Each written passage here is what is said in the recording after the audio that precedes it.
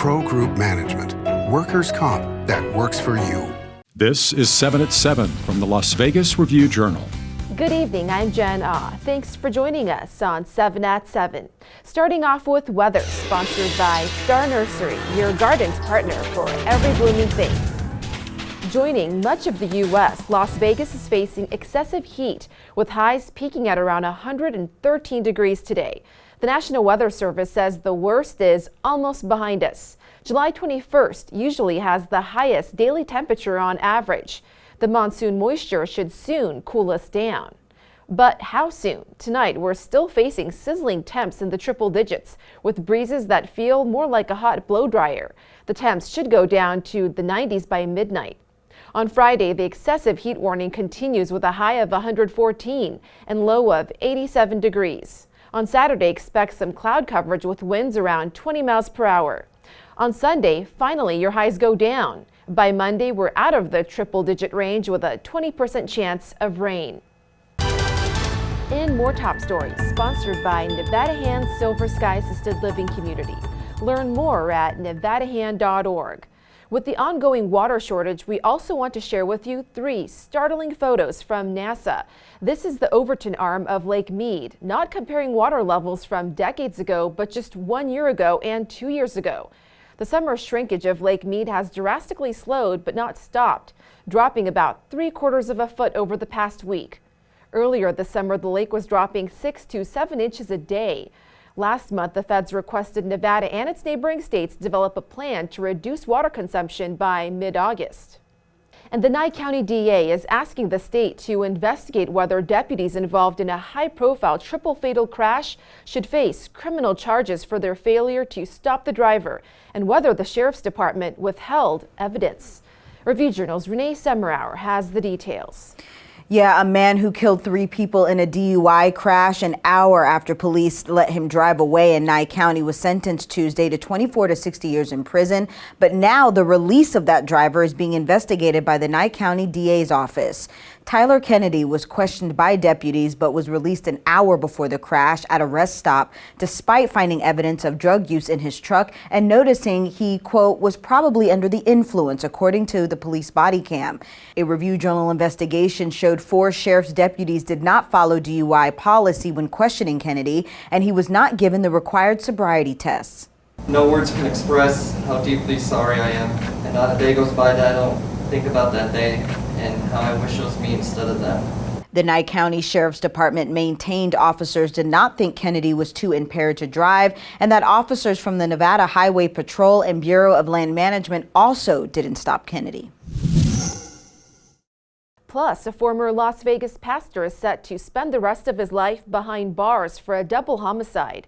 In May, a jury found 38-year-old Andrew Coate guilty for shooting and killing his 71-year-old neighbor and her friend in 2020, both of whom were unarmed. Coate claims he thought his daughter was being threatened.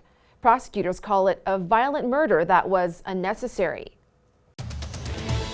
In Business, sponsored by Bank of Nevada, Bank on Accountability. Gas prices are falling here in Las Vegas and across the nation. Now analysts are expecting them to fall even further.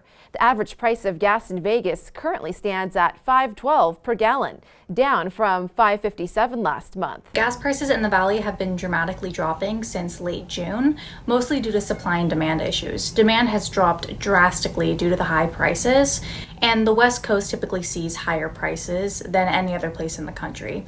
Despite some price volatility, some experts foresee Las Vegas's average falling under $5 in a week or two.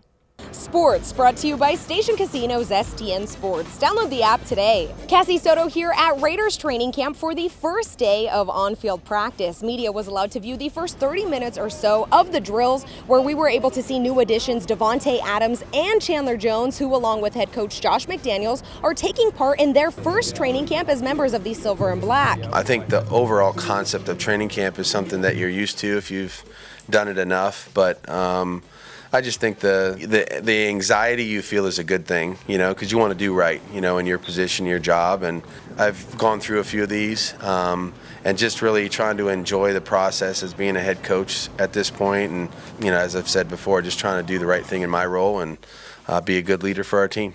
Sports betting sponsored by Las Vegas Paiute Tribal Smoky and Cigar Shop. With college football season fast approaching, win totals are on the board at the Westgate Superbook for all 131 FBS teams. UNLV has gone 2-16 in Coach Marcus Arroyo's first 2 seasons, but odds makers expect the Rebels to at least double that win total this year. UNLV has a win total of 4.5 at the Westgate and BetMGM, and 4 at Circa and Caesar Sportsbook. For the best bets on win totals, read Todd Dewey's column at lvrj.com. In Health, sponsored by Boulder City Hospital. We're here for you when you need us.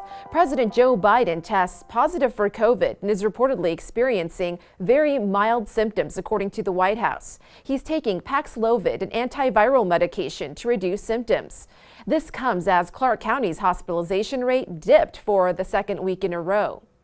And the NV Energy Foundation donates $10,000 to support Red Cross. The nonprofit's executive director says the money will stay right here to prevent, prepare, and respond to house fires in southern Nevada. In Lifestyle, sponsored by Visit Laughlin, an easygoing getaway filled with good food, good people, and good times on the river. It's Friday Eve, and here are some things to do in Vegas. Known as the Four Seasons lead singer, you can listen to Frankie Valli's powerful falsettos on Saturday at the Smith Center, including hits like Sherry and Walk Like a Man. Tickets start at $40. Over in Henderson, the new owners of Valley Cheese and Wine are celebrating the 2nd anniversary of their ownership with bottomless cheese, bubbles, and 10% off all wine. Tickets for Wednesday's party are $30. In entertainment, an iconic lounge at the Palms, the Ghost Bar is set to reopen soon on the 55th floor. With its private elevator, guests will be able to experience pop-up performances and DJs while enjoying the Las Vegas skyline.